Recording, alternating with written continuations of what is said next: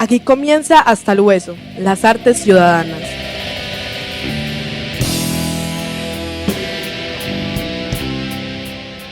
Hola, hola, estamos en Hasta el Hueso, un programa sobre política, a uno con tantos amigos contraculturales, nadaístas, patafísicos, punqueros.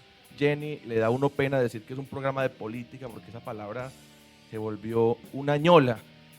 Pero en todo caso, estamos hablando sobre la ciudad, preocupados de cómo juegan, manosean la ciudad. Aquí siempre nos ha parecido que la clase política está absolutamente desconfigurada. Hola, Jenny. Un gusto estar de nuevo acá en este espacio y poder encontrarnos pues con diferentes personas, bueno, para que lleguemos y sigamos llegando hasta el hueso. Bueno, hoy estamos con Jaime Carrión. Jaime Carrión fue subsecretario en la alcaldía de Aníbal Gaviria. Si me equivoco, nos va a tocar regrabar. Ya le vamos a dar la palabra a Jaime en un momentico. Desertor de un doctorado de filosofía. Le hacemos ahí el chiste. Magíster en administración pública.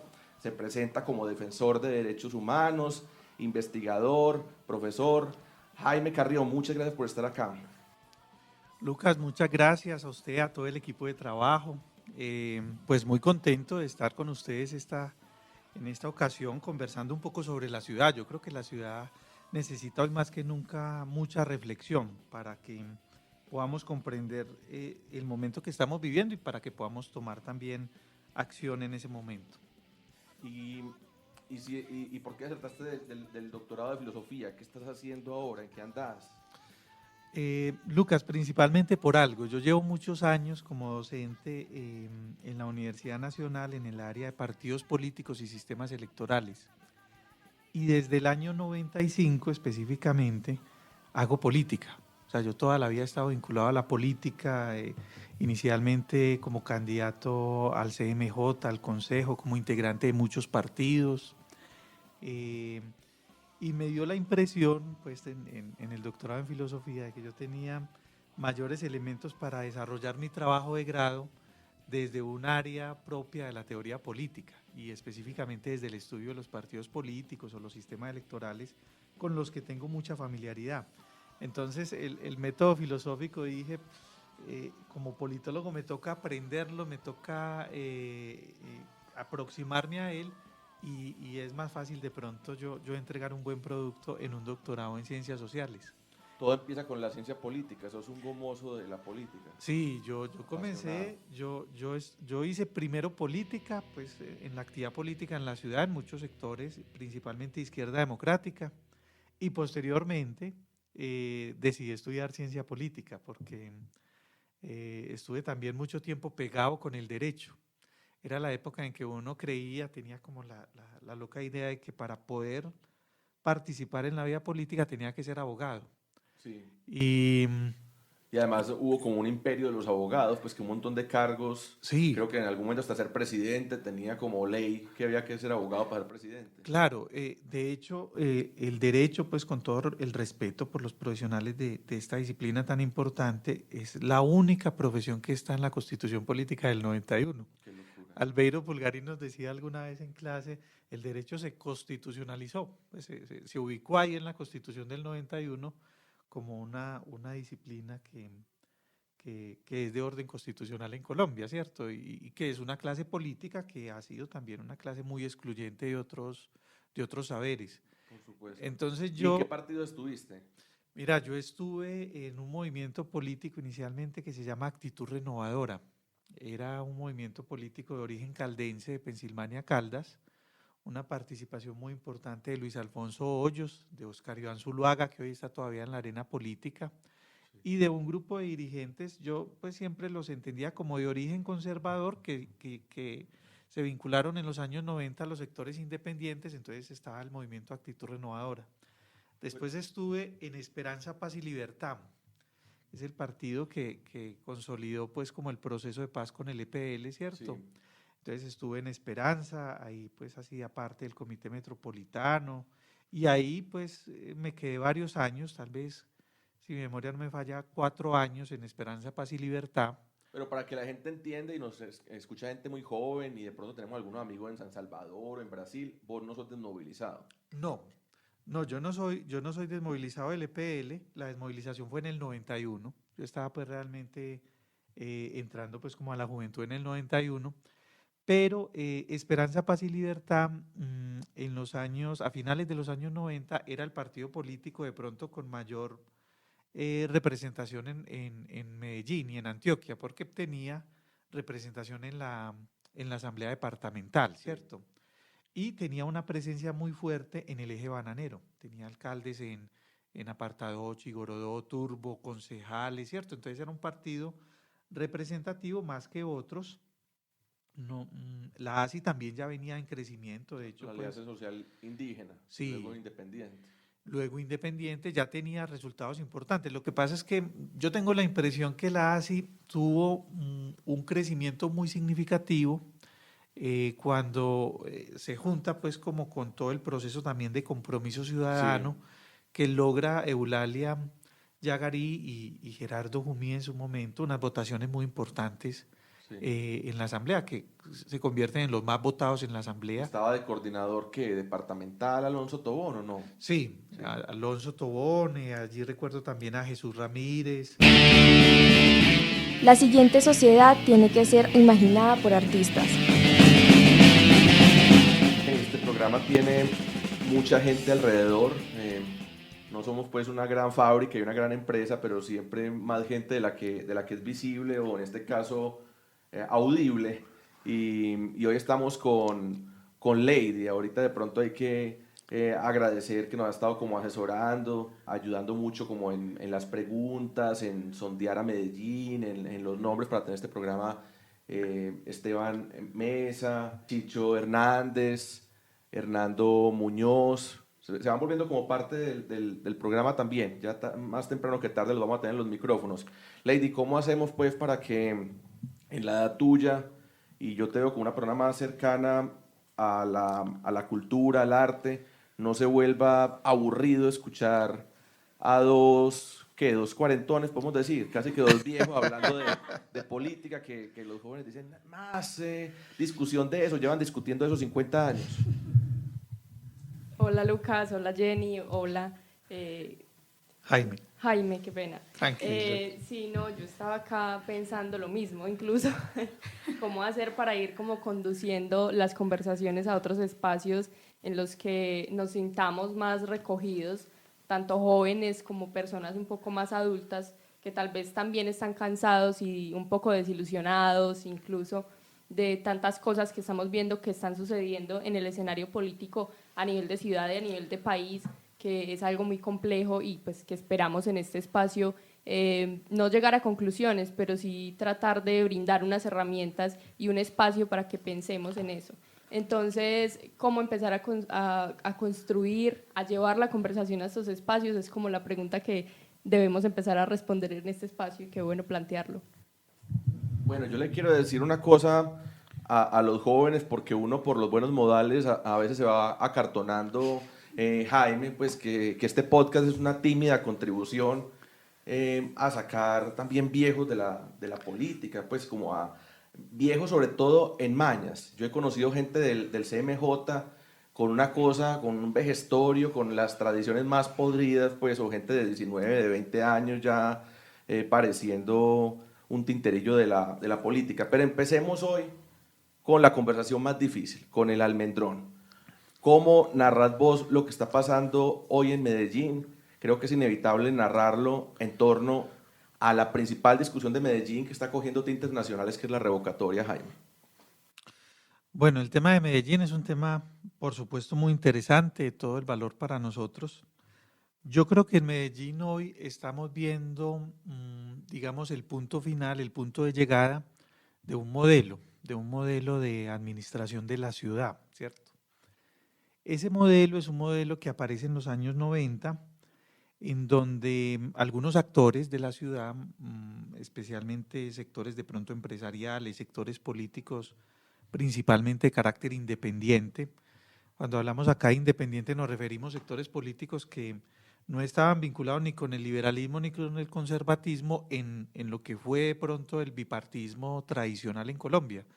Entonces, empresarios, sectores políticos de carácter independiente y algunos sectores de la academia que presentaron un modelo para Medellín, se encontraron, inclusive creo yo, alrededor de unas figuras en las que tenían una apuesta de un modelo para Medellín, pero ese modelo es un modelo que pues ya se implementó, que tuvo de pronto su ciclo vital, tuvo su fase pues de apogeo y comienza a tener una fase de decadencia, ¿cierto? Y comienza a tener una fase de decadencia, entre otras cosas, porque creo que el modelo no se reinventa y porque creo que el modelo en algún punto fue bastante excluyente, ¿cierto?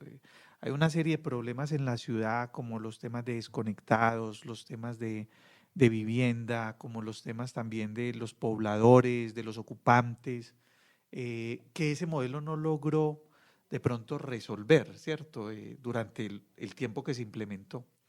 Y ese modelo, pues, en alcaldías como la de Sergio Fajardo, alcaldías como la de Alonso Salazar, incluso la de Aníbal Gaviria y la de Federico Gutiérrez, funcionó muy bien, ¿cierto? Porque de pronto inclusive el origen de los candidatos y de esos alcaldes, de esos gobernantes, o estaba precisamente en el empresariado, el caso pues de Aníbal, un hombre que viene del interior del Grupo 20, ¿cierto? Un grupo empresarial de pronto con más presencia agroindustrial, más presencia pues del sector primario, pero finalmente un empresario como tal, ¿cierto?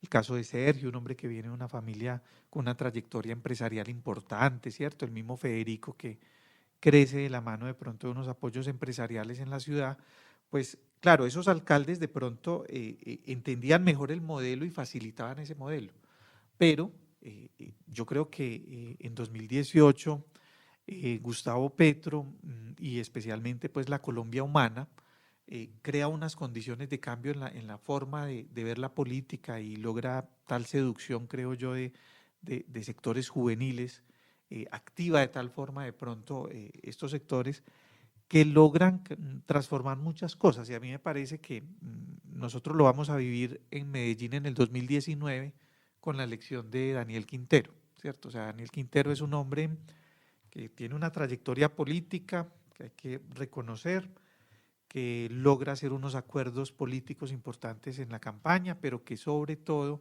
sabe comunicar muy bien el mensaje político, ¿cierto?, que quiere dar a conocer a la ciudad y recoge un ambiente político electoral muy favorable que había dejado la campaña del 2018, ¿cierto? Y una activación de los jóvenes en temas políticos por lo que pasó con el acuerdo final, con el acuerdo de paz, por lo que ha pasado inclusive con los falsos positivos o lo que deberíamos llamar ejecuciones extrajudiciales, ¿cierto? Entonces, Daniel Quintero de pronto sí le da como el golpe final al modelo porque pues llega un alcalde que está por fuera del modelo con otra propuesta y pone de pronto a ¿Y temblar. Daniel Quintero tiene un modelo? Yo me atrevería a decir que sí, ¿cierto? Yo me atrevería a decir que sí. Lo que pasa es que es un modelo que todavía está muy en construcción. A veces hay que llegar hasta el hueso, aunque nos duela. Conoce Daniel Quintero la ciudad, mucho tiempo en Bogotá, estudiando otros temas, muy desconectado de los procesos de la ciudad. A mí me impresiona la fragilidad de la publicidad, pues la fragilidad de la ciudadanía frente a la publicidad, que a mí honestamente te quiero problematizar eso, y si Jenny o Lady quieren opinar, me parece que no tenía méritos para ser alcalde de Medellín, porque vos no buscas una base de datos en todo el país y decís, bueno, quién tiene maestría y quién tiene doctorado y sabe de administración pública y te traes un alcalde, sino que se supone que debe estar conectado a ciertos procesos de ciudad. En el caso de Daniel, yo creo que hay una conexión muy importante a través de Miguel Quintero, ¿cierto? Daniel es hermano de Miguel Quintero, un concejal de Medellín en el periodo de Aníbal Gaviria, ¿cierto? En el periodo pues de... ¿Cuestionado o no?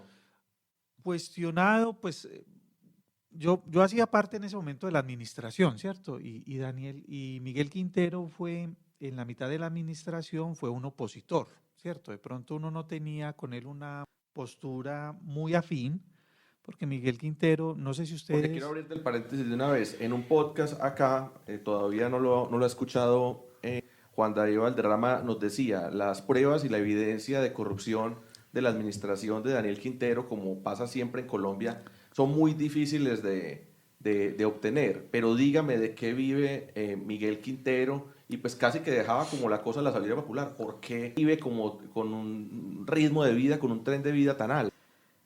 Miguel Quintero es un personaje que se integra a un partido político que es la Alianza Verde, ¿cierto?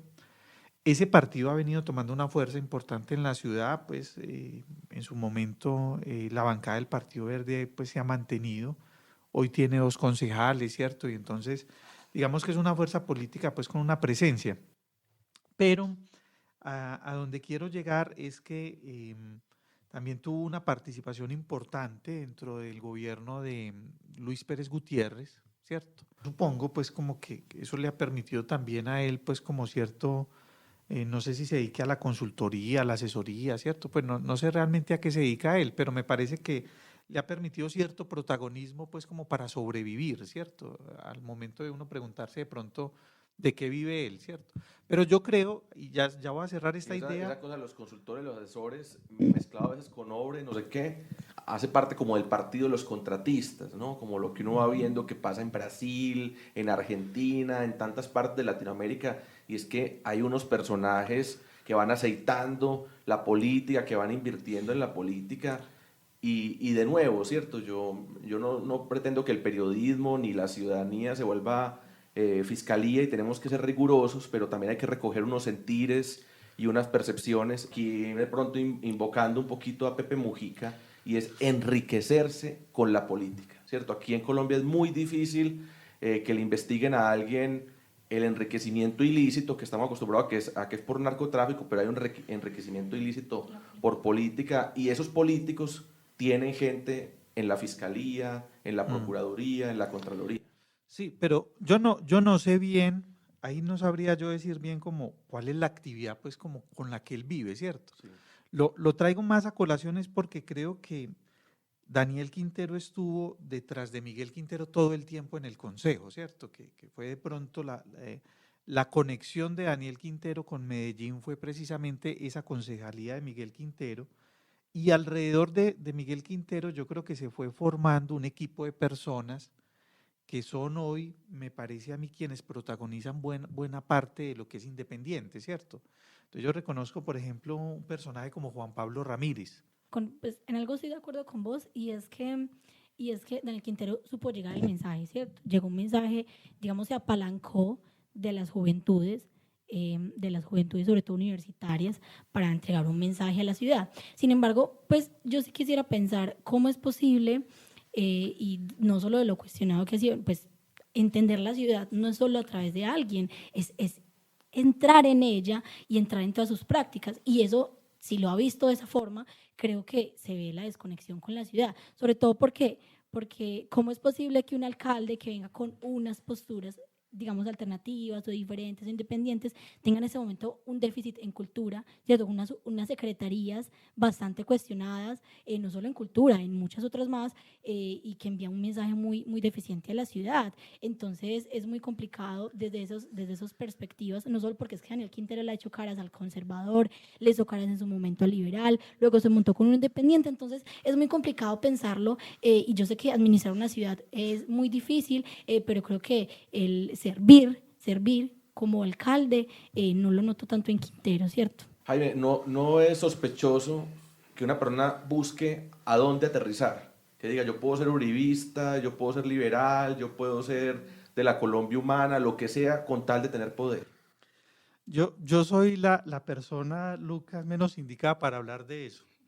Le voy a decir por qué, porque yo creo que si enumero en este micrófono los partidos políticos y movimientos en donde he estado como en 8 diferentes. De ser conservador a ser de la Colombia humana, pues uno puede Sí. ser a los 15 años marxista y a los 30 años neoliberal, a la gente le pasa eso, pero pero a una persona adulta y ya fogueado en lo político, muy sospechoso. Sí, y no es que eso iba a mencionar, porque vos mencioné, digamos, pusiste unos ejemplos muy claros, pero digamos, entre comillas, o como uno los entiende, no hay muchas diferencias dentro de lo que vos dijiste, porque se mantiene sobre una línea, digamos, filosófica, cuando vos haces un recorrido, por ejemplo, con el de Petro, una línea filosófica que uno podría pensar, pero entre un conservador que es un antiderechos y entre un liberal hay unas diferencias ideológicas muy grandes, entonces uno pensaría, bueno, es un político que quiere estar en el poder, sea como sea, pasando por encima de sus principios y que no quiere servirle a la ciudad. Entonces, no sé, me cuestioné como un poco también ese tema de los partidos políticos, porque vos puedes andar en un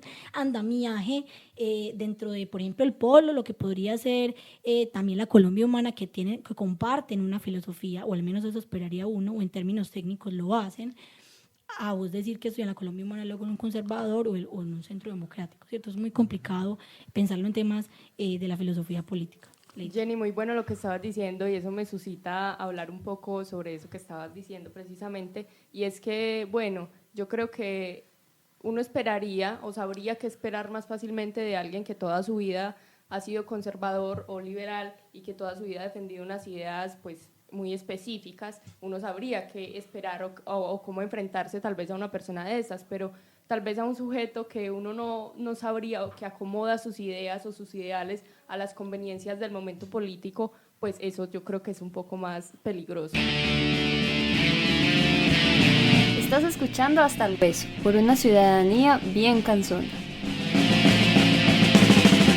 Quiero problematizar algo, cerrar uno de estos varios paréntesis antes de volver a lo del modelo de Medellín.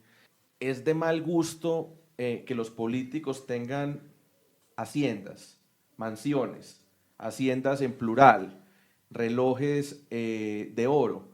Una figura para mí representativa, pero es para buscar lo fenomenológico, para buscar la filosofía de eso, es Luis Pérez, un tipo que pareciera, Jaime, que con la política se enriqueció muchísimo. Yo quería ver tu opinión ahí, dónde traza uno esas líneas rojas, y sobre todo para buscar un poco más allá del chisme y del anecdotario.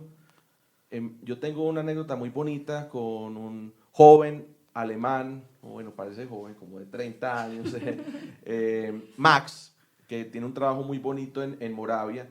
Estábamos aquí haciendo como una transferencia organizacional con Oasis Urbano, Urban Lab, y estaba prendidas las manifestaciones. Esta mujer nos tenía paradas todas las vías de aquí de la ciudad, Jenny ahí con sus revoltosos, y entonces yo quería ver cuál es la percepción de él como al alemán, y él decía una cosa muy sensible, muy bonita, pues que nos pone en una sintonía muy bacana, y es: en Alemania matan a un muchacho o le ¿cómo se dice? Le quitan un ojo a un muchacho en una marcha y se prende Alemania y tiene que renunciar en ese momento la canciller, hoy es un hombre.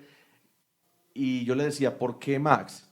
Y él decía, porque toda la clase política en Alemania es clase media, no clase alta y élite. Entonces se deja domesticar del poblador común, del ciudadano común. Sí, yo quiero, bueno, voy a hacer un paréntesis para hablar un poco sobre, digamos, como esa dificultad que hay para entender que la gente esté andando por distintos partidos. Pero solo para dejar esta notica, a propósito pues de lo que ha dicho Jenny, y es, mire, es que en Colombia los partidos hoy por hoy no son partidos ideologizados, ¿cierto? La mayoría de los partidos reciben personas que no necesariamente profesan una ideología. Y la ideología como tal en la acción política está en crisis desde finales del siglo XX, ¿cierto? Entonces, hoy existen personas que pueden desarrollar su proyecto programático, su proyecto político en cualquier partido, ¿cierto? En cualquier partido lo podrían desarrollar porque es un proyecto no necesariamente vinculado con la ideología. Esos partidos están, pues, digamos, como masificados en todo el mundo, se llaman partidos electorales o partidos atrapatodo, porque son partidos que pueden incluir un obrero identificado, un proletario, ¿cierto?, con un capitalista. Y pueden estar juntos haciendo política y votando por el mismo candidato, ¿cierto? Yo creo que eso es lo que le ha pasado de pronto a Daniel y lo que nos ha pasado a muchos actores, porque hemos estado en muchos partidos que parecen ser antagónicos, ¿cierto? O de pronto solo hay un partido que es el partido de los contratistas y como los que lo dominan son los que invierten en la política, entonces lo importante es el negociado y el negocio y no los... O el partido de los ciudadanos que están dispuestos a hacer la política, porque también hay un número muy alto de ciudadanos que no está dispuesto a hacer la política, ¿cierto? Y por una decisión también, ¿cierto?, de no hacerla. Bueno, ¿cuál es tu opinión de Luis Pérez? ¿Cómo un tipo de cañas gordas termina siendo un magnate inmobiliario? Bueno, pero ahí va Lucas. Yo creo que sin duda quienes hoy están haciendo política en el país, en todos los niveles, desde una junta administradora local hasta la candidatura presidencial o vicepresidencial, son personas pudientes. Por una razón, y es que en Colombia hacer política con éxito es muy difícil, ¿cierto? Entonces la gente sí lo intenta una vez, pues con éxito o sin plata, la gente sí lo intenta una vez, pero ya 2 veces, 3 veces, 4 veces.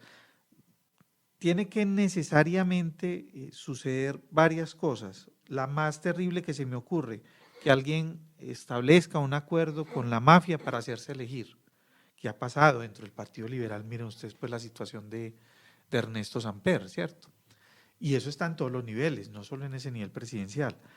Hasta una persona que pasa buena parte de su vida haciendo empresa, monta empresa y se dedica a la actividad política, ¿cierto?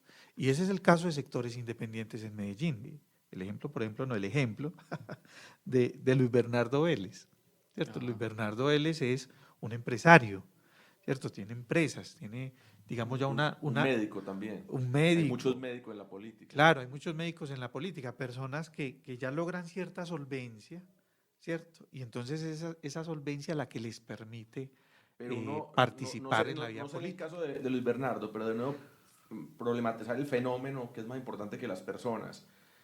Uno se enriquece con la medicina en Colombia, con el cartel de los hospitales. Sí, claro que Luis Bernardo lo que tiene es como una empresa, yo recuerdo como de agregados de alimentación para animales, ¿cierto? Alimentación para los animales. Entonces él, claro, él puede hacer política porque tiene esa solidez, ¿cierto? Pues como esa capacidad. Entonces, a mí se me ocurre que quienes están en la política, y es el caso por supuesto de Luis Pérez, son personas que en algún momento de su proyecto de vida encontraron cierto acomodamiento económico, ¿cierto? El problema es que eso pase mientras es servidor público. Sí, pues finalmente hay de todo tipo de cargos, ¿cierto? Y yo soy rector pues de una universidad, pues seguramente voy a tener un sueldo mejor. Yo creo que él ha sido tal vez director del ICFES, ¿cierto? Sí. Como ese tipo de cargos directivos son cargos que obviamente pues van a dejar un dinero instalado. Es lo que decía de pronto Gustavo Petro por ahí en una entrevista, ¿cierto? Pues hombre, si yo he sido 4 o 5 veces, 4 veces tal vez congresista, pues si me he estado ganando 35 millones de pesos, pues eso seguramente yo no soy un hombre propiamente pues pobre, ¿cierto? Por lo menos en Colombia soy un hombre que tiene un acomodamiento muy fuerte, ¿cierto? Entonces, sí, la política y en pero especial… hay unos niveles que es muy difícil explicarlos por salario alto, ¿no? Ya cuando uno empieza a invertir mucho en lo inmobiliario, tierras en Llano Grande, sigue siendo cuestionable y vuelvo a lo mismo del paralelo con Alemania, ¿cierto? Uno ve el tren de vida de Angela Merkel y no se parece a gente que lleva trabajando en el Estado y voy a poner aquí la imagen tétrica, ¿cierto? Chupando de la teta del Estado desde los 20 años, pues después de cargar ladrillos en una campaña política. Entonces uno ve la trayectoria y son trayectorias que nunca han estado en el sector privado o que montaron su empresa en el sector privado un poco de la nada. Me parece que de pronto esas empresas de Daniel Quintero son empresas de papel y fue después de tener un cargo público, pero vuelvo al punto de que no es lo mismo uno tener una casa, un apartamento de 1.000 millones de pesos, como seguramente lo tiene Angela Merkel y su carro, que tener 30 haciendas. Sí, Pero también hay un aspecto cultural muy importante, y es que nosotros tenemos una tradición cultural acumulativa enorme, ¿cierto? La gente acumula hasta libros, ¿cierto? Quiere tener todos los libros en su casa, ¿cierto? Pero es un elemento de pronto de nuestra cultura. Yo siento que en otros países, por lo menos la cultura del consumo y de la acumulación es muy diferente, y la gente simplemente lo que quiere es sobrevivir, ¿cierto? Mi amado Martín Román con la Secretaría de la Utopía. El ejercicio de lo público, al servicio del interés particular o hacia el bien común. Desde mi experiencia de vida considero que no es correcto pensar que la política es ajena a la comunidad, que solo compete a los que están en el gobierno y que la gente común y corriente, la ciudadanía, no puede hacer nada para cambiar las cosas. De tal modo que solo hay que preocuparse por los asuntos propios de la vida cotidiana. Por eso invito a reflexionar en que ir hasta el hueso es escudriñar cuáles son las razones que tienen hombres y mujeres cuando se dedican a la política. Considero que el hacer política es una participación consciente y activa en las decisiones del gobierno, que inciden en la vida social e individual de los ciudadanos y ciudadanas, lo que llamo bien común. Ahora bien, más allá de la constante victimización por la labor que realizan los políticos y las políticas en su ejercicio, la pregunta ciudadana que debemos hacer es si ellos y ellas abusan del poder, es decir, las decisiones que se toman a quién benefician. Cuando por el ejercicio de la política las decisiones tomadas son para el beneficio propio o de unos pocos, esto es corrupción. Y más allá del asunto delictivo, existe una desconfianza por parte de la comunidad en la forma como se orientan las decisiones por parte de las personas que realizan esta actividad. Una muestra es en que la última encuesta de Medellín ¿Cómo vamos? Evidencia que solamente el 36% de la población encuestada está satisfecha con la forma como se realiza la gestión de recursos por parte de la Alcaldía de Medellín. Este valor es el más bajo desde el 2009. Y que el 53% de esta población encuestada dice que aumenta la corrupción. Es hora de superar la victimización por parte de los y las políticas y entender que las decisiones que se toman son para el beneficio de toda la comunidad. Es con transparencia y ética que los políticos y políticas deben responder por sus acciones. Esto es Hasta el Hueso, seguimos con canábico, objetor, insurrecto, activista, cada vez más político, cada vez más metido en el electoral. ¿Cómo estás, Jenny? ¿Qué ha pasado esta semana? ¿Cómo está la Universidad de Antioquia? Ya en movimiento nuevamente, hoy justamente vengo de la universidad, en mi salsa, disfrutando.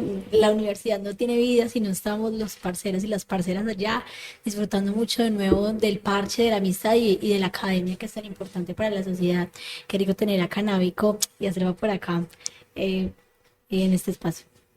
Bueno, pues para nadie es un secreto que cuando empieza toda la carrera electoral que pone a Daniel en la alcaldía, y cuando empiezan como a exponerse quienes tenían las intenciones de llegar a la alcaldía, varios de los sectores sociales de base que decían con Federico nos fue mal, pero nos había ido bien con Alonso, pero con Alonso nos fue mal y nos fue bien con Fajardo, es un asunto de ires y venires. Yo advertía que Daniel Quintero, uno, no era independiente, dos, no iba a generar cambios profundos y cambios políticamente estructurales para Medellín. Tres, estaba buscando hacer carrera hacia el Palacio de Nariño, y es lo que está haciendo. Medellín es la ciudad de todos los tiempos en el mismo tiempo. Medellín de noche es la Medellín de los 90 y es la Medellín del 2000, pero también es la Medellín de los 60 y de los 70. Porque finalmente las dinámicas de la ciudad, de la forma en la que hemos decidido habitarla y de la forma en la que nos están condicionando a habitarla, no dista mucho de unos momentos en los que la ciudad convulsionaba en manos de los violentos. La violencia en la ciudad no se ha ido, la violencia en la ciudad no ha bajado, ha cambiado, se ha matizado, se ha naturalizado. La economía de la ciudad pareciera que avanza, pareciera que retrocediera, pero en fin de cuentas la economía de la ciudad es funcional para quienes viven en el fortín del área metropolitana, para quienes tienen grandes inversiones inmobiliarias, Para para burbuja quienes, inmobiliaria. sí, para quienes tienen grandes inversiones en el sistema de transporte público, que eso aquí como que pareciera que nos diera miedo hablar de cómo el transporte público se convirtió en una mafia que va a ser cooptada por el metro en últimas, de eso que decía ahorita con el tema de PM. Medellín, el área de Antioquia ha sido pensada a medio siglo. Hace 50 años se pensaron este modelo de ciudad que hoy tenemos. Lo del Metroplus no se le ocurrió al exalcalde o al anterior alcalde, la forma en la que el metro se instaló en la ciudad, el tranvía no es una cosa ni de Daniel Quintero ni de Federico. Es un asunto que se pensaron quienes tienen realmente puesto el capital invertido en los territorios, en el desarrollo, pensando que nos están haciendo a nosotros un favor, ¿sí?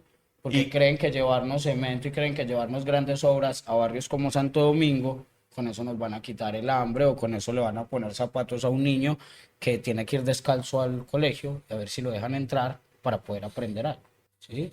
¿Cómo está la corrupción hoy? En todo su furor. Y en el marco de una campaña electoral que está minada por un montón de situaciones complejas donde para políticos, ex-FARC, narcotraficantes, empresarios quieren seguir metiendo la mano en términos de cómo se quedan con las curules y cómo se van quedando con los lugares de poder y de representación democrática, está ahí servida en la mesa. Y lo peor es que hay quienes se han atrevido a hacer de esos niveles de corrupción una forma de hacer política, ¿sí? Yo al consejo pasado, y eso me costó los madrazos de Bernardo Alejandro Guerra, de Fabio Humberto Echeverri. El señor de cero corrupción. Y del otro candidato que era el candidato de la tercera edad, Jesús Aníbal. Señor, que era todo bravo.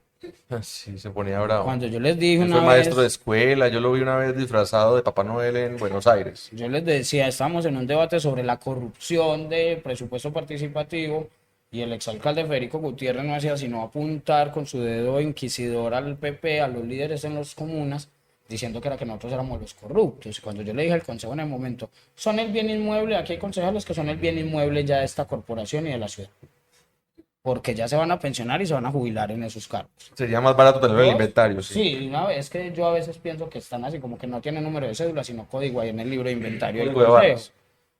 Dos, tienen a los líderes, a las jales, a la mayoría, las jales de esta elección que acabamos de tener, que están en ejercicio, la mayoría son ediles que llegaron a donde están porque atendieron una dinámica de compra de votos para sus concejales, ¿sí? Y así se ha mantenido toda una cadena de clientelismo, de corrupción y, peor aún, de violencia política alrededor de lo que eso implica. ¿Y hay algún activismo o algo que se pueda hacer ahora frente a la corrupción del alcalde? Te lo pregunto para también saber tu posición sobre la revocatoria. ¿Hay otras formas, otras maneras?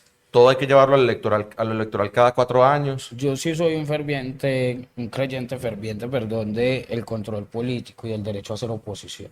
El sistema de la revocatoria es un ejercicio democrático que está en la Constitución, contra el cual pelear, pues me parece que es pelear contra la Constitución, contra el Estado Social de Derecho. Y que quien no se sienta bien representado estará en su derecho de votar. A mí lo que me cuestiona es que aquí se hayan pegado de montar una revocatoria cuando el alcalde llevaba apenas 3 meses en posesión de cargo. Porque recuerden que aquí ningún alcalde y ningún gobernador ha podido ejercer su rol fuera de la pandemia. Todos llegaron, se posesionaron y 3 doritos después, pandemia. ¿Sí? Y la pandemia ocupó realmente las agendas políticas y las agendas de acción de las ciudades y de los departamentos. Yo eso no lo voy a negar. Lo que yo planteé con la revocatoria es, y a muchos de sus defensores, a mí me buscaron para que fuera promotor de la revocatoria en la nororiental.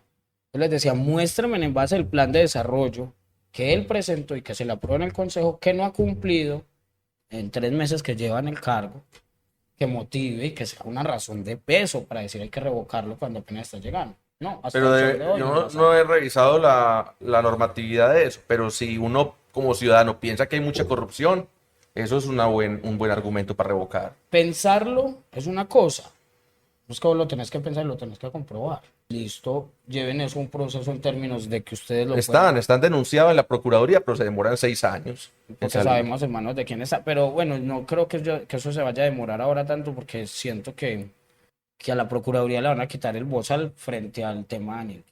Espero equivocarme, porque sería muy grave que desaten ahora una persecución política de frente desde las IAS contra Daniel. Contra alguien que vos opinás, que yo opino, pues porque ni vos ni yo somos fiscales, que es corrupto. Sí. Pero Sí, te preocupa totalmente. que se desate. Me preocupa, sí, porque entonces eso lo que abre es la puerta que, en términos de si no me cae bien este líder o este activista político, pues entonces lo perseguimos, lo vayan a ir anulando. Pero lo contrario es todavía más grave, ¿cierto? Gente que es zombie en la política, como Luis Pérez, que nunca le va a comprobar nada. Exactamente, ya ese es el otro extremo que uno, bueno, se queda entonces... Imposible de aniquilar. Entre esos dos extremos de lo que hay, yo lo que decidí, siempre lo dije, yo prefiero seguirle haciendo oposición al alcalde. ¿Y en qué estás ahora, canábico? En de todo. De todito. De todo. Sigo haciendo y haciendo antimilitarismo, denunciando los excesos y los abusos de autoridad por parte de policía, ejército, ahora muy concentrado de nuevo en la cacería que tienen montada con las batidas y la presencia en las estaciones del metro, ¿sí? Digamos que ahí volviendo a echarle candela a ese tema, porque es un tema que viene cada año y dura 3 meses en furor, ¿sí? Porque es lo que dura la campaña de reclutamiento, pero que es un tema histórico y que es un problema que de fondo tiene muchas aristas, que yo siempre he estado cerca de lo electoral, pues yo siempre he asumido lo político y la política como una forma de relacionarme con la ciudad y el país. Y en esa dinámica, pues cuando se asume la creación del pacto histórico, asumí, me ofrecí como puente de encuentro y de diálogo entre distintos líderes y lideresas de Antioquia, del país que yo pudiera conocer y con los cuales pudiera tener una buena relación, para hacer un ejercicio de construcción de una plataforma política que a mi juicio podrá generar transformaciones necesarias. No todas las que yo quisiera, pero algunas de las necesarias. Me ofrezco como puente, como una especie ahí de compromisario entre algunos activistas y líderes, y luego, pues, como por insistencia de algunos sectores, tomo la decisión de aspirar a la Cámara en un ejercicio de lista cerrada que es muy difícil, es muy complejo, y más cuando no se tiene maquinaria, como diría Ingrid, y cuando no se tiene plata.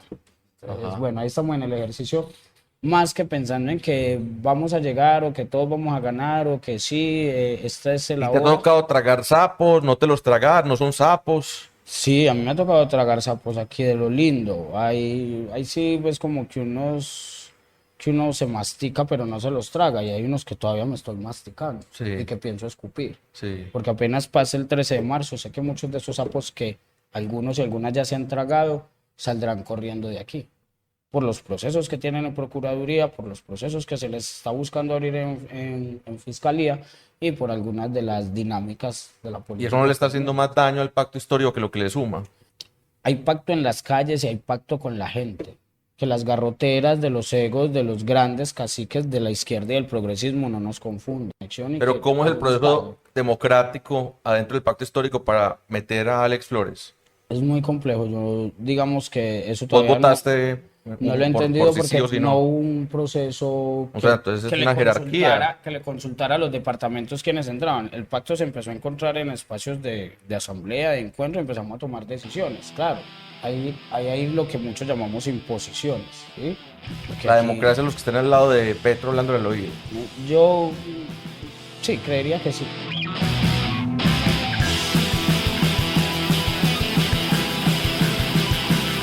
Parte porque también siento que es un tema de, si ellos lo definen como estrategia política, no sé en qué estrategia están pensando realmente, porque creo que aquí hay personajes en Antioquia que han llegado al pacto que en vez de sumar, restan. ¿Cómo democratizar a Colombia si el vehículo, si el partido, si la red que es el pacto histórico no es democrático? Es muy complejo pensarlo y plantearlo en términos de la responsabilidad que nos implica a nosotros y como pacto histórico resolver esa situación. Es también la posibilidad de que aquí se reconozca que no es ni la mayoría y que no son todos los que en el pacto histórico estamos en esa línea antidemocrática, de corrupción, de transacciones de la misma democracia, porque yo siento que aquí la democracia... O sea, los que son democráticos no están tomando decisiones. Exacto. Pero en ese escenario, lo que les decía, la conexión que tenemos con la gente en las calles es lo que a nosotros más nos importa ahora, ¿sí? Creo que pensar lo político también es pensar muchos aspectos relacionados con las nuevas ciudadanías, con ciudadanías más críticas y activas, llegar a la periferia, ¿cierto? Pensarnos el barrio y asimismo la ciudad, que quien esté en el tema político comprenda de una forma amplia y realmente democrática, porque aquí lo hemos discutido, yo me reconozco como una persona de izquierda, pero dentro de la misma izquierda incluso no hay pues un consenso sobre qué se debe tomar, sobre a quiénes aceptar, esas líneas rojas que no deberíamos dejar pasar para construir ciudad. Y bueno, vamos en eso. Yo me he encontrado, por ejemplo, y más en el marco de pronto de la fundación de Forjando Futuros, uno se encuentra muchas veces con españoles, porque Forjando pues trabaja con recursos de cooperación internacional, y ellos le dicen, y vas a hacer un doctorado, y es necesario que lo hagas, ¿cierto? ¿Para qué lo...? Porque podías hacer una técnica en proyectos y trabajar en proyectos, pero ¿para qué se va a hacer, cierto?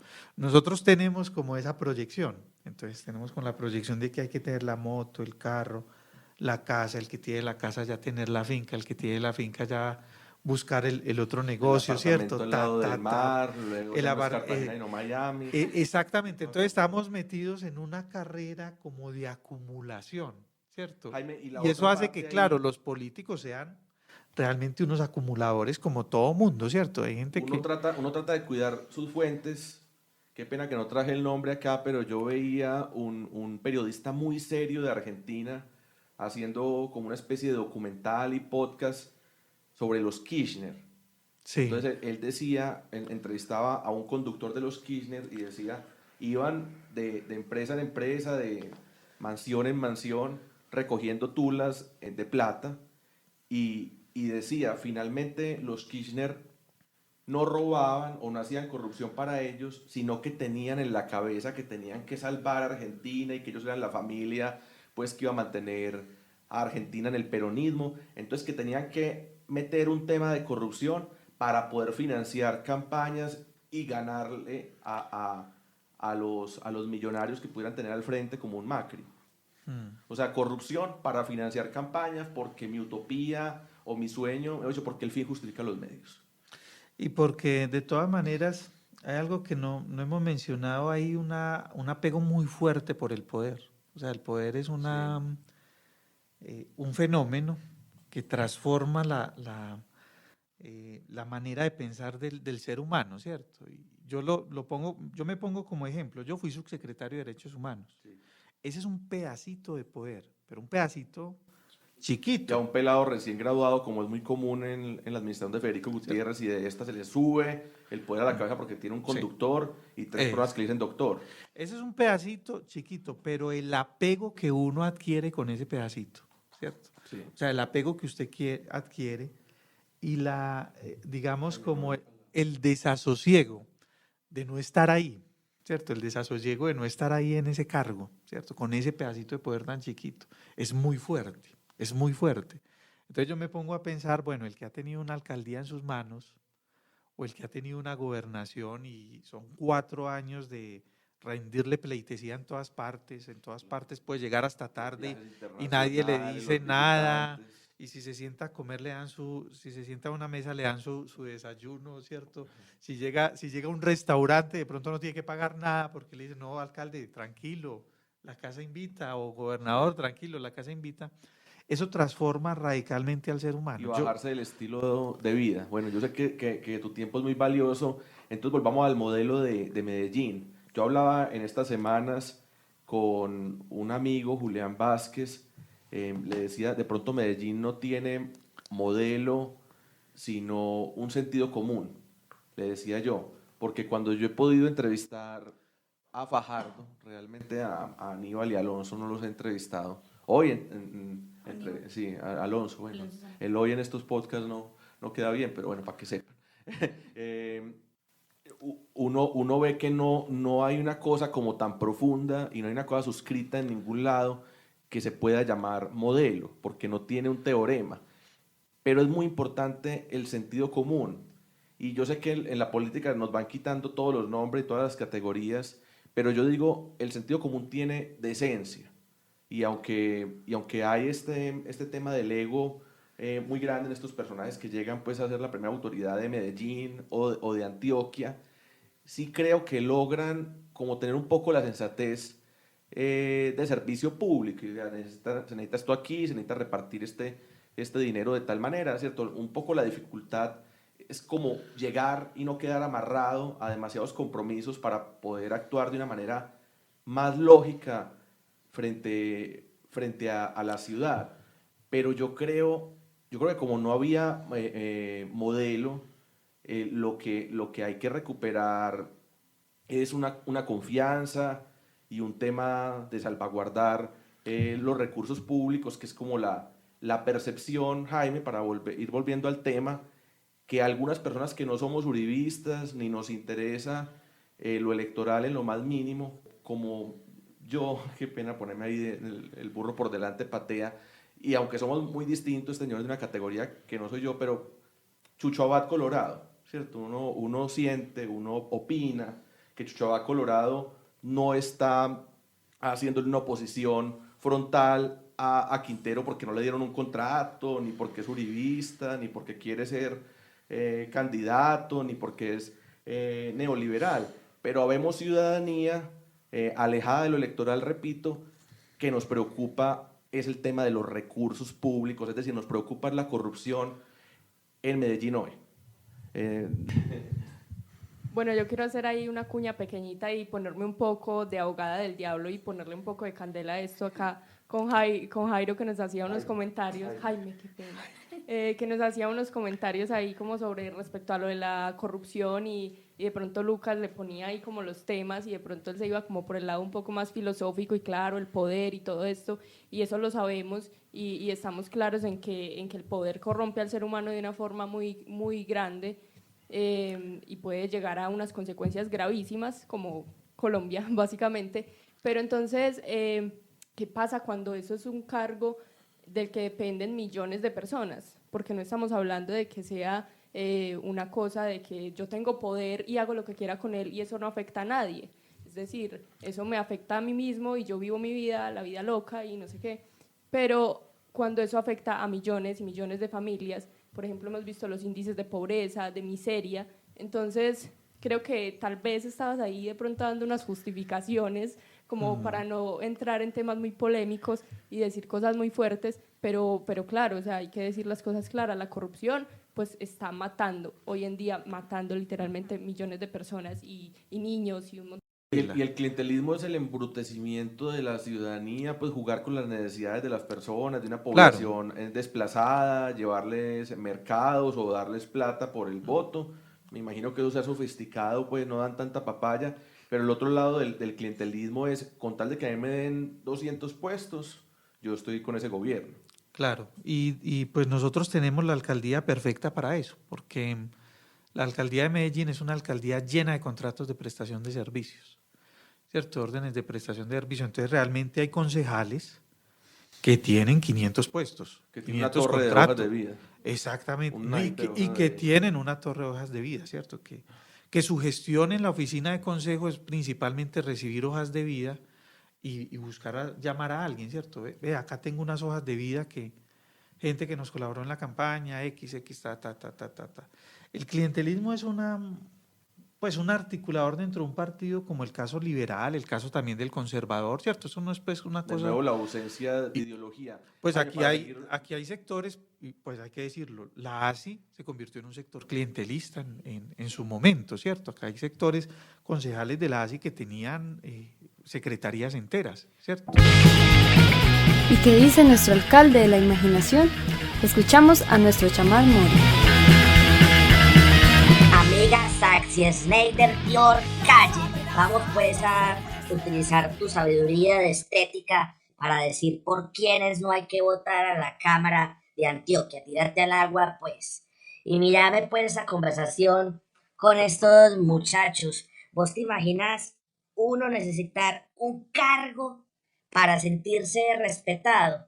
Y lo otro que a mí me pone a pensar mucho es uno a estas alturas del paseo, vos que sos tan conciliadora, a estas alturas del paseo, uno como es liberal, liberal, pues del trapito rojo, con esa historia a cuestas, con un galán que le tocó hacer tolda aparte, porque eso estaba una cochinada allá. Y ni hablemos del Partido Conservador. Pues chamán Mori, vos sí sos muy horrible. Ay, estoy como tan agripadita en estos días. Estos aguaceros y estas cosas como tan duritos. Uno es que lloviendo en esta época, que es eso tan raro. Es que eso es muy extraño. Y hoy ha llovido, y todos estos días ha llovido. No, entonces me ha dado como gripa. Y vos ya sabes que una ya tan vieja, ya le toca pues como cuidarse.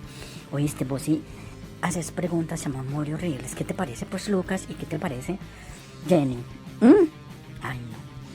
¿Por qué no votar a la Asamblea de Antioquia? Ahorita les voy a decir. Yo sé que se van a poner más bravos, bravísimos más de uno. Pero yo hablando con un amigo me dijo, vea, usted es boba, usted va a votar por ese señor. Y ahorita les explico por qué. Oíste, de la entrevista ha pasado por muchos lados. Ese señor también muy parecido al flaco alcalde, como así, Ave María, ha pasado desde chiquito por casi que hasta por los grupos ecuménicos, mejor dicho. Lucas decía es que no, que muy poco, que no sé qué. Ay, no, mucho, ese señor ha brinconeado mucho. Carrión, él, a mí me da la impresión, yo lo he visto hace mucho rato, y a mí me da la impresión de que él es como el mejor postor. Pues como que se acomoda muy fácil. Yo no sabía que era profesor y que daba partidos políticos. Qué interesante, pues eso hay que verlo, a ver qué es lo que dice. Ay, no, pero sí es muy brinconcito y muy acomodadito y muy del mejor postor. Y que no conoce a Daniel y a Marranito, al hermano.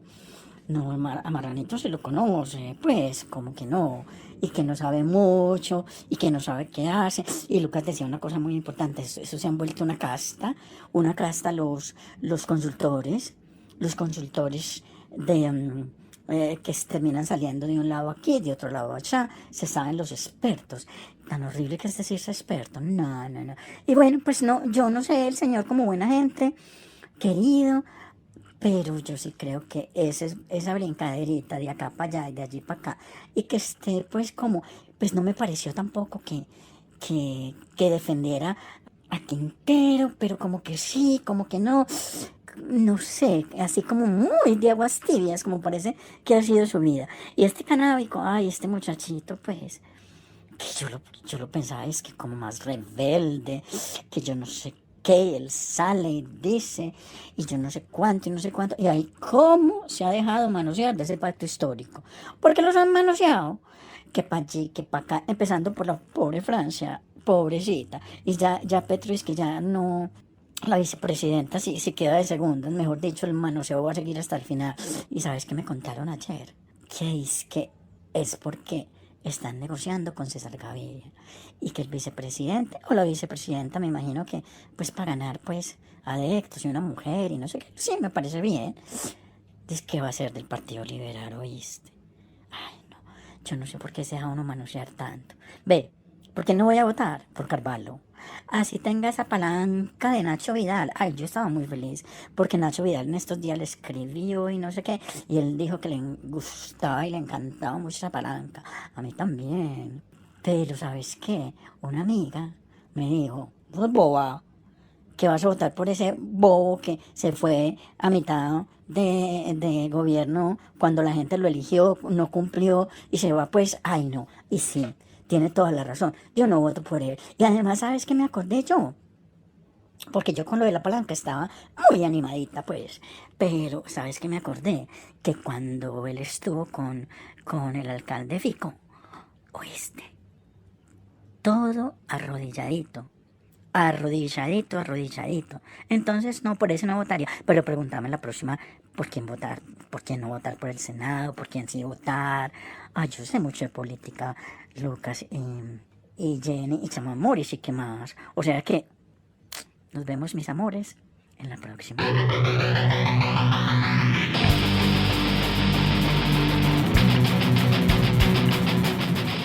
A mí me parece que un rasgo muy importante de la administración de Daniel son los jóvenes en cargos de poder, ¿cierto?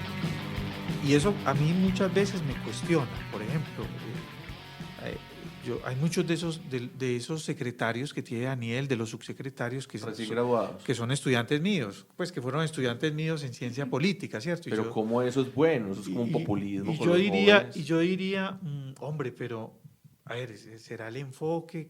¿Cómo podrá ser el enfoque de esta persona, ¿cierto? Por lo que yo conozco, pues como docente, que tampoco es mucho. Pero finalmente, que existan los jóvenes liderando las políticas públicas en Medellín, liderando programas, pensando esta ciudad, intentando gobernar, yo creo que va a ser muy importante para la ciudad, porque va a quedar una batería de jóvenes que van a ir a la vida política, a la vida pública y que van a relevar, ¿cierto? Y hombre, yo lo digo con mucho cariño, pues, con mi partido y todo. Yo, pues, veía con muy buenos ojos en el año 2019 que Fabio Humberto Rivera fuera candidato a la alcaldía, ¿cierto? Porque mi reflexión era, este es un concejal que lleva 4 periodos en el consejo, pues una persona que tiene que tener algún conocimiento sobre lo que pasa en Medellín y qué bueno que sea candidato a la alcaldía. Fabio Humberto pues no recibió el aval del Partido Liberal, se lo negó también pues César Gaviria, es un negador de avales, ¿cierto? Empresario de avales. Un empresario de avales y se lo niega a todos los que más lo merecen. A mí me parece que después de uno estar 4 periodos en un consejo, pues merece ser candidato a la alcaldía, ¿cierto? Creería uno, ¿cierto? Y lo que uno encuentra es que, hombre, yo la verdad creo que esos concejales con tanta experiencia después de lo que ha pasado no deberían llegar a la alcaldía. Y que nos ahorren la votación, que lo pongan en el inventario del consejo, ¿no? Me parece que deben llegar pues unas personas nuevas, ¿cierto? Pero yo estoy pensando, no sé, en el que lleva 6 periodos, Bernardo, por ejemplo, que llevaba como 5 periodos allá para ser alcalde, si realmente no estamos democratizando la ciudad. Este gobierno permite eso, allá hay unos liderazgos que yo estoy seguro que van a salir a la vida pública.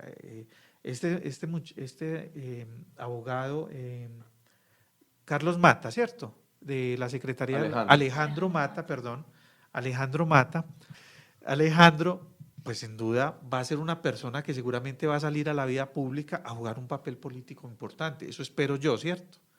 O sea, yo esperaría pues que no se quedara... Y va a ser como con Federico Gutiérrez, que se arrepienten de la administración o que se quedan ahí por fuera para ver cómo la historia va y entonces ya luego pueden decir, no, yo finalmente estuve y no estuve. Entonces como que ganan con cara y ganan pero con finalmente hay democratización, porque hay más gente estuviste en el equipo de participando.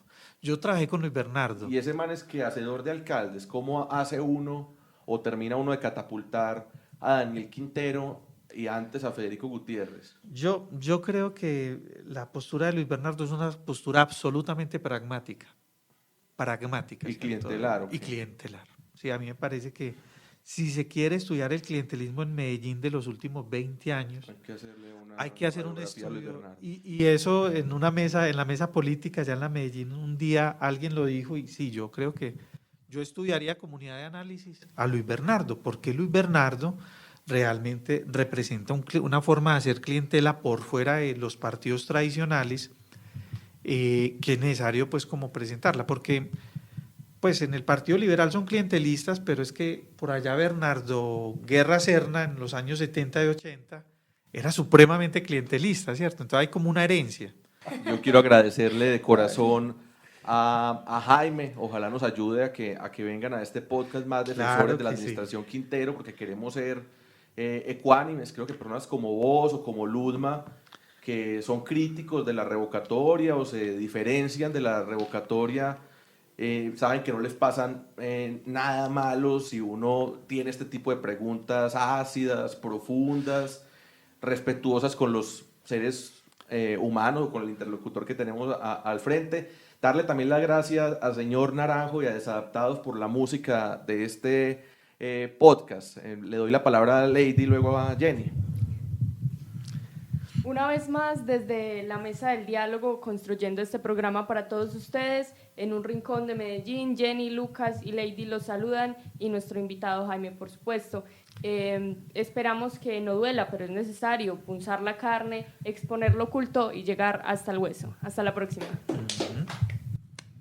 Bueno, no, nada, muy rico seguir compartiendo y estar en diferentes caminos. Me parece muy importante seguir problematizando, ¿cierto? A veces uno es como el defensor del diablo, a veces pueden los aspectos políticos, pues, decime facha, luego decime mamerta, pero bueno, yo creo que ahí estamos caminando y pensando el mundo, pensando la ciudad, y que los procesos sociales no se deben caer, seguirle exigiendo como ciudadanía juiciosa y cansona a nosotras también, las juventudes, ¿cierto? Entender que el tema político nos debe importar y nos tiene que importar, porque eso a duras penas también comprende una devaluación de un peso, procesos sociales que se caen y otros que se reconfortan. Entonces, seguir insistiendo y seguir canzoneando en que nosotras las peladas y los pelados tenemos que estar en esos espacios políticos pensando la ciudad y pensando el mundo. Llega la columna vertebral, a ver si armamos este esqueleto. Hola, soy Esteban Mesa y quiero hablar un poco sobre qué significa hoy en día ser liberal y qué tantas posibilidades hay o veo yo de cambiar un partido desde adentro. Qué tanto autoengaño hay en esa intención que tal vez muchos hemos tenido en algún momento. Yo creo que lo primero es que estamos entendiendo por liberal, es ser miembro del Partido Liberal o es ser de ideas liberales. Yo creo que está más vigente que nunca la necesidad de defender las ideas liberales, el pluralismo, la riqueza de la diferencia, las garantías de los derechos y las libertades individuales, las políticas, digamos, progresivas de tributación y de distribución del ingreso a partir del papel del Estado, el Estado concentrado en unas labores y no metiéndose en la vida de las personas, más allá de garantizar sus derechos y la prestación de algunos servicios como el tema de salud o educación. Yo creo que esa lucha hoy en día sigue siendo importante porque veo, digamos, en el populismo, que puede ser de izquierda o de derecha, un gran riesgo para esos principios y esas ideas. Entonces me parece que hoy ser liberal desde el punto de vista ideológico significa ser muy consciente de la necesidad de avanzar y concretar esa defensa que, por ejemplo, en Colombia muchas veces ha terminado en manos de la Corte Constitucional, y si no fuera por la Corte hubiéramos retrocedido no sé cuánto en muchos de estos temas que la Constitución buscó garantizar, pero todavía falta mucho en asuntos relacionados con las minorías, en los derechos de las mujeres sobre su propio cuerpo, en el tema de, por ejemplo, el consumo de drogas y otras libertades que se han visto restringidas por unas luchas absurdas donde lo único que Colombia ha puesto es dolor y muertos y sangre en nombre de una guerra contra las drogas que además nos impusieron. Entonces creo que eso sigue vigente. Ahora, hoy ser miembro oficial del Partido Liberal para mí está relacionado con hacer parte de una gran maquinaria en donde todavía quedan algunos muy pocos leales a estas ideas que acabo de decir, pero donde en general es un partido sometido totalmente al capricho del expresidente César Gaviria y otros grupos de poder. En Antioquia, por ejemplo, hay varios, y esos grupos de poder funcionan como parte de una superempresa electoral. Saben los votos que tienen, los negocian al mejor postor y con ellos normalmente terminan definiendo o inclinando la balanza en las elecciones porque se hacen esperar, se hacen rogar, así valorizan su capacidad de negociación y terminan siendo determinantes en unas elecciones. Me parece que el Partido Liberal hoy está lejísimos de las ideas liberales. La última defensa que le di a César Gaviria, interesante desde este punto de vista progresista, digámoslo así, fue el proceso de paz y terminó, digamos, claudicando o negociando con el presidente Duque para la segunda vuelta y hasta ahí llegó, digamos, esa defensa. Entonces me parece que cambiar el Partido Liberal colombiano desde adentro es muy complicado porque ya hay demasiada gente acostumbrada a unas maquinarias que acaban con cualquier intención y no son pocos los que lo han intentado. pues se me vienen a la cabeza Galán en su momento, que terminó aspirando por fuera. La Revolución en Marcha también terminó intentándolo por fuera. El mismo Álvaro Uribe, que se llamaba liberal, terminó intentándolo por fuera. Entonces no veo un espacio real para cambiar, porque hay mucha plata y mucho poder en juego. Poder en los organismos de control, poder en los negocios, poder con los votos. Entonces me parece un desgaste muy complicado intentar cambiarlo desde adentro. Veo más fácil construir algo por fuera, que tampoco es fácil. También muchos lo hemos intentado y fracasado, pero veo más posibilidades ahí que en cambiar a unos dinosaurios llenos de poder y de plata.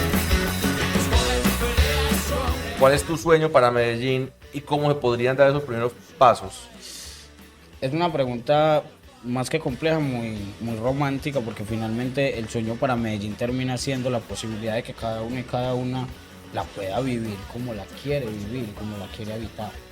A mí no me cabe en la cabeza en estos 22 años de trabajo social y comunitario, en estos 30 años de vida, que aquí los jóvenes todavía tengan que seguir condicionados para habitar el espacio público por su estética, por la música, por sus gustos, por su forma de expresar, por su color de piel, que las mujeres aún sigan en riesgo, muy a pesar de todas las miles de campañas y de cantos a la bandera que se hacen con respecto a las estamos cuidando, las estamos protegiendo, pero en la noche, en sus casas, en la calle, son violadas, son asesinadas, son maltratadas. Aquí yo, cuando me pienso la ciudad que yo quisiera habitar, es una Medellín donde realmente el desarrollo no implique generar unos márgenes de violencia. Porque es que esta ciudad, claro, tendrá que crecer y tiene que desarrollarse. Yo no digo que no. Aquí hay quienes creen que yo soy enemigo del desarrollo. De lo que yo soy enemigo es de las formas en las que el desarrollo se ha impuesto en Medellín. Es que para que hubieran escaleras eléctricas, metrocables, grandes inversiones para la adecuación del espacio público, antes de eso nos metieron terror y nos metieron la guerra por los ojos, por la carne y hasta el hueso. Porque eso pasó. ¿Qué pasó en la Comuna 13? Allá no había metro, no había metrocable, no habían escaleras eléctricas. Hubo la Operación Orión para generar unos márgenes de desarrollo que en última no benefician directamente a las comunidades, sino a quienes han tenido el control históricamente. Nos pasa a nosotros en la nororiental con una biblioteca que es un culto al ego de un personaje que otro personaje quiere mantener aun cuando se la pasan agarrados en Twitter. El exalcalde Sergio Fajardo Valderrama y el hoy alcalde Daniel Quintero, disputándose en ahí una, como diría mi mamá feminista, una forma falocrática o fálica de quién lo tenía más grande para gobernar a Medellín. Nosotros llegamos hasta el hueso con Canábico. Muchas gracias por estar con nosotros. A ustedes por la invitación y nada, la orden cuando se pueda y quieran conversamos más. Bacana, estamos conectados. Yo quería pues agradecerles, muy contento, pasé muy bueno pues aquí en este ejercicio y decirles la ciudad tiene una oportunidad muy importante y es la oportunidad de conocerse más y comprenderse más. La revocatoria hace daño, pero finalmente yo creo que nos da la oportunidad de conocernos más como ciudad, ¿cierto? Y eso tiene mucho valor en este momento. Pues Medellín no tiene por qué ir solamente para un solo lado, pues solamente tener un destino, no. Medellín tiene que tener muchos destinos, muchos posibles destinos. Esta es una sociedad plural, entonces deberíamos tener esa oportunidad. Muchas gracias, Jaime. No, muchas gracias a ustedes, Lucas. Escucha y descarga especiales Hasta el Hueso en morada.co y el canal de YouTube Morada Estéreo. Todos los jueves, 9 p.m, una nueva entrega. Lo mismo, sí. Muchas gracias.